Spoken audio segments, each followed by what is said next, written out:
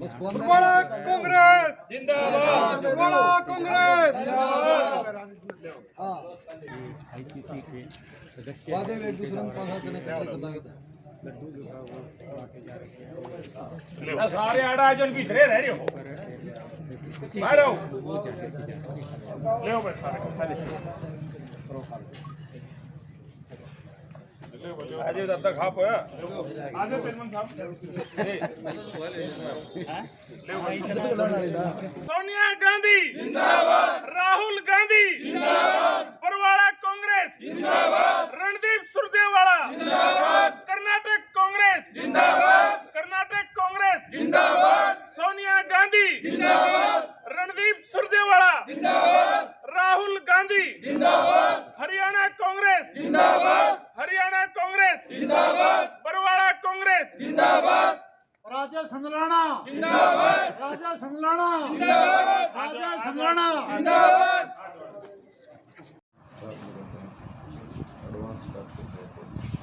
हाँ भाई करा आगे रही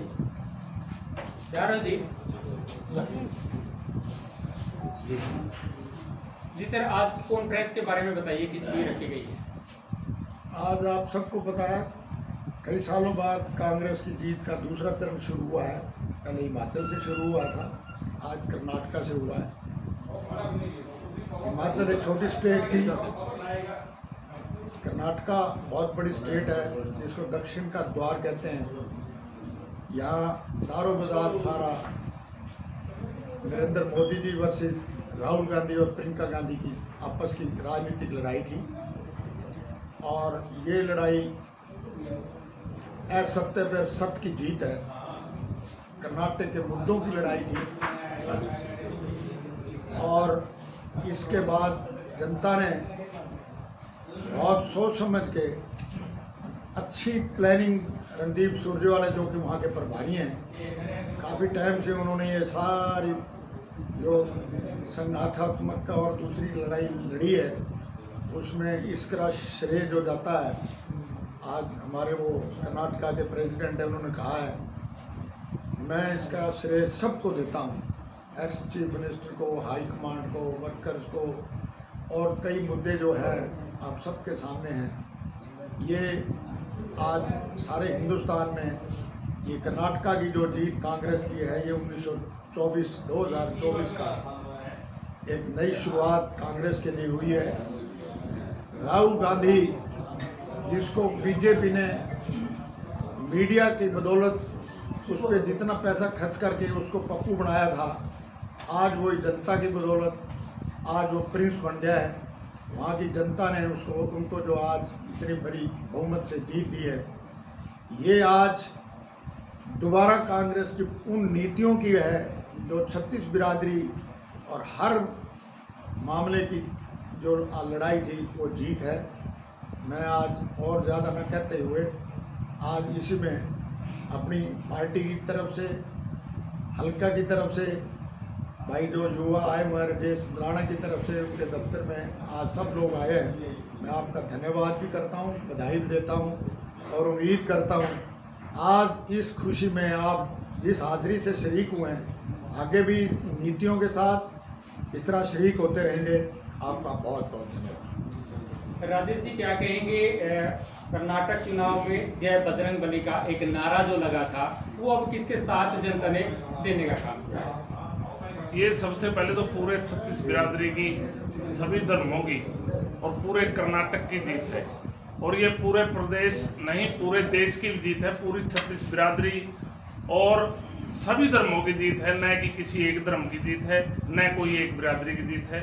जो बीजेपी सरकार बिरादरी के नाम पे बांटना चाहती थी, ये मोदी और अमित शाह के मुंह पे तमाचा है। और जो बजरंग बली जी की शरण में गए थे जीत का आशीर्वाद लेने के लिए, बजरंग बली जी ने भी उनको गदा मारकर अपने घर बैठाने का काम किया है। बजरंग बली जी का आशीर्वाद कांग्रेस पार्टी के साथ है, आम जनता के साथ और 36 बिरादरी और सभी धर्मों के साथ बजरंग बली जी का आशीर्वाद है। ये जीत पूरे प्रदेश नहीं पूरे देश की है। सोनिया गांधी जी ने, राहुल गांधी जी ने रणदीप सुरजेवाला को वहां रणनीतिकार बनाकर भेजा था, वहां का प्रभारी बनाने का काम किया था।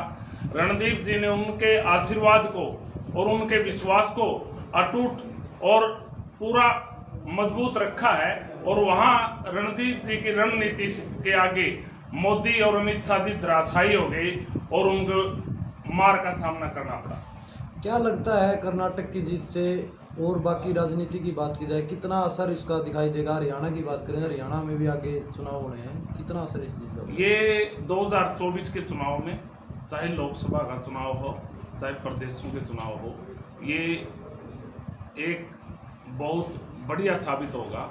और जो ये रणनीति बनाई गई है कर्नाटक में रणदीप सुरजेवाला जी ने, इसी रणनीति के तहत उसके बाद 10वें महीने दिसंबर में राजस्थान और मध्य प्रदेश और छत्तीसगढ़ के चुनाव हैं, वहाँ भी कांग्रेस की परचम लहराएगी और भारी जीत होगी, और मोदी जी और अमित शाह के मुंह के ऊपर वहाँ भी तमाचा होगा, पब्लिक का और छत्तीस बिरादरी का, सभी धर्मों का होगा।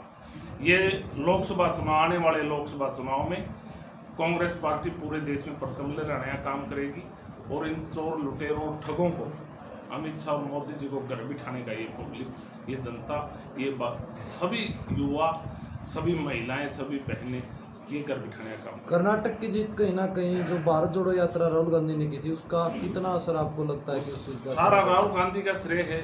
सब जो यात्रा की थी, जो उसमें निखर के आया है, राहुल गांधी जी की मेहनत और उसकी लगन और उसकी ईमानदारी देखने को मिली है कर्नाटक में। उससे ईमानदार और उससे सच्चा कोई नेता है ही नहीं। ये तो अमित शाह जी और मोदी जी तो एक लूट और खसोट और झूठ की दुकान है, जो अब ताला लगाने का काम किया है कर्नाटक ने। ये अब उसकी दुकान के ऊपर ताला लग गया है और ये सिमटती जाएगी। हरियाणा में जिस प्रकार से देखा जाए, कांग्रेस पार्टी कहते हैं अभी गुटबाजी का शिकार है, तो आने वाले विधानसभा और लोकसभा चुनाव में आपको क्या लगता है, क्या मिलकर के चलेगी पार्टी? बिल्कुल कोई गुटबाजी नहीं है, सभी एक हैं। सबका अपना अपना खुद का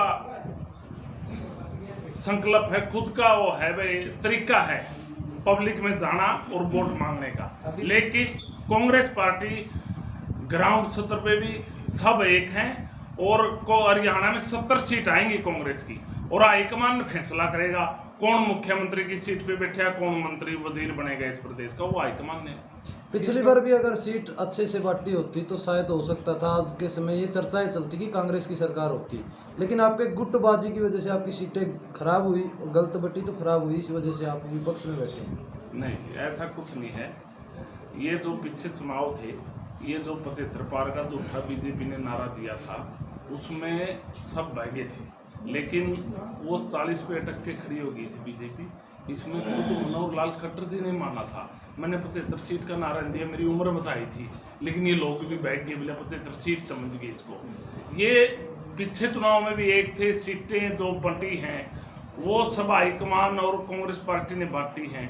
जिसको सीट, जिसने चुनाव लड़ने टिकट दी थी, सबका अधिकार है, सबने अपने तन मन धन से चुनाव लड़ा, लेकिन वोट देना तो पब्लिक का काम था। ये बस जो बीजेपी की लहर 75 का नारा था उसमें सब हुआ, लेकिन अब की बार ऐसा नहीं है।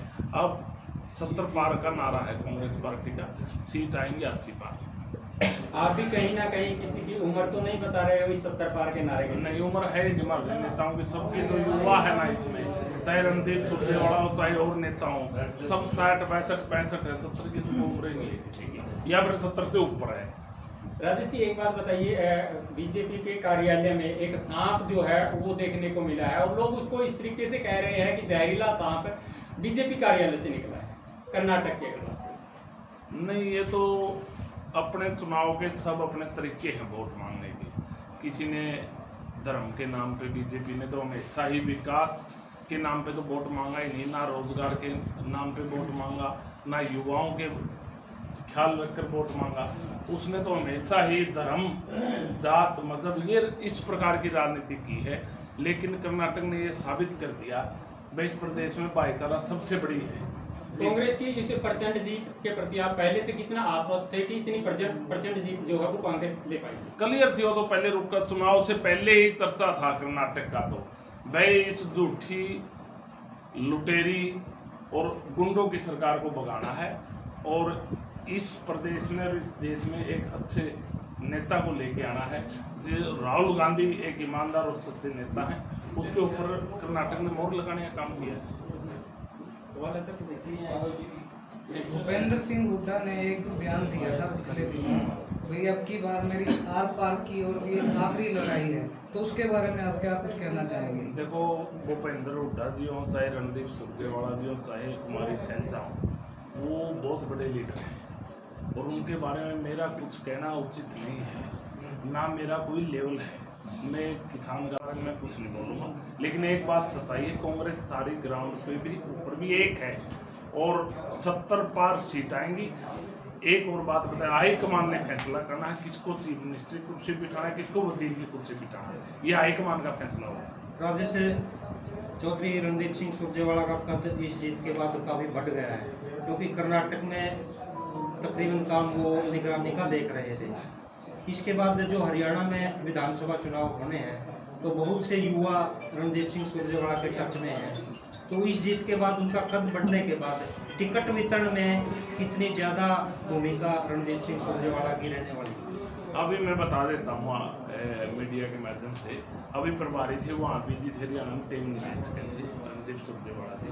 अब वहाँ का चीफ मिनिस्टर बनने के बाद, पूरा गठन होने के बाद, वो हरियाणा में अपना काम करेंगे और सभी हलकों में जाएंगे, 90 के 90 हलकों में कांग्रेस पार्टी को मजबूत करने का काम करेंगे और जो भी उसके साथ जुड़े हुए हैं, जो भी टिकट मांगने के इच्छुक है, सबका आवेदन लेकर उनकी सबकी पैरवी करेंगे। वो हाईकमान ने फैसला करना है कि उसके किसको कितनी सीटें दें। बिल्कुल ग्राउंड पे रहेंगे हरियाणा में रणदीप सिंह और उनकी बहुत मजबूत दावेदारी रहेगी हर चीज़।